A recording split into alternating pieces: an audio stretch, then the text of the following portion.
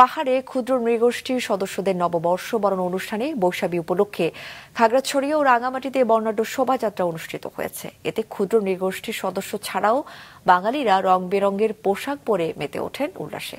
বিস্তারিত ডেস্ক রিপোর্টে। রং বেরঙের পোশাক পরে নেচে গেয়ে উল্লাসে মেতে ওঠেন ক্ষুদ্র নৃগোষ্ঠী সহ বাঙালিরাও। এমন দৃশ্য চোখে পড়ে খাগড়াছড়িতে। নববর্ষ বরণ অনুষ্ঠান বৈশু, সাংগ্রাই ও বিজু উপলক্ষে সকালে খাগড়াছড়িতে বের করা হয় মঙ্গল শোভাযাত্রা।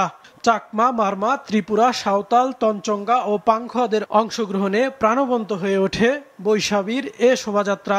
শহরের প্রধান প্রধান সড়ক ঘুরে এসে এটি শেষ হয় টাউন হলের সামনে মুক্ত মঞ্চে গিয়ে। আজকে র্যালিটা খুব কালারফুল, তো খুব আনন্দ করেছি, আমার খুব ভালো লেগেছে। যার যার ট্রেডিশনাল ড্রেস পরে এখানে এসেছি, মানে র্যালিতে অংশগ্রহণ করেছি, খুব ভালো লাগছে। এখানে আমাদের বিজুর আয়োজন করা হয়েছে, বিজু মেলা। আমি খুব এক্সাইটেড আর কি, অনেক মজা করছি এখানে।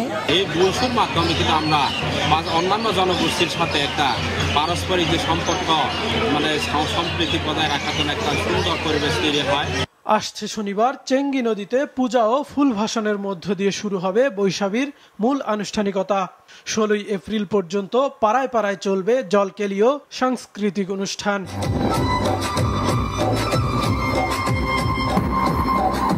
বর্ণাঢ্য শোভাযাত্রা ও নানা আনুষ্ঠানিকতায় সকাল থেকে রাঙামাটিতেও শুরু হয়েছে নতুন বছর বরণ উৎসব। সকালে শহরের পৌরসভা চত্বরে উদ্বোধনী অনুষ্ঠান শেষে হয় বর্ণাঢ্য শোভাযাত্রা। সামাজিক সাংস্কৃতিক যে একটা আমাদের ঐতিহ্যগত একটা মেলবন্ধন আছে, এটাকে তুলে ধরা এবং পাশাপাশি এখানকার যে আদিবাসীদের ঐতিহ্য সংস্কৃতি এগুলোকে তুলে ধরার জন্য এবং আমাদের যে মৌলিক অধিকার এগুলো সরকারের কাছে উপস্থাপন করার জন্য মূলত আমরা এই উৎসব পালন করে থাকি। শনিবার নদীতে ফুল ভাসানোর মধ্য দিয়ে এ জেলাতেও শুরু হবে বৈশাখীর মূল আনুষ্ঠানিকতা। কাউসার আহমেদ, মাছরাঙা, নিউজ ডেস্ক। যশোরে মুক্তেশ্বরী নদ দখলমুক্ত ও কপোতক্ষ নদে অবৈধ দখল উচ্ছেদ ভবদহ সমস্যার স্থায়ী সমাধানে দ্রুত টিআরএম চালু সহ 5 দফা দাবি জানিয়েছে কয়েকটি পরিবেশবাদী সংগঠন।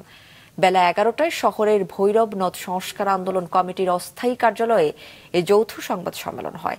এতে অভিযোগ হয় রাজনৈতিক প্রভাব খাটিয়ে পুলের হাটে নদী তট দখল করে দিন হাসপাতাল নির্মাণ করা হচ্ছে। এছাড়া কপোতাক্ষ নদে অবৈধ বাঁধা উচ্ছেদ এবং ভবদহ সমস্যা স্থায়ী সমাধান সহ 5 দফা দাবি জানানো হয়।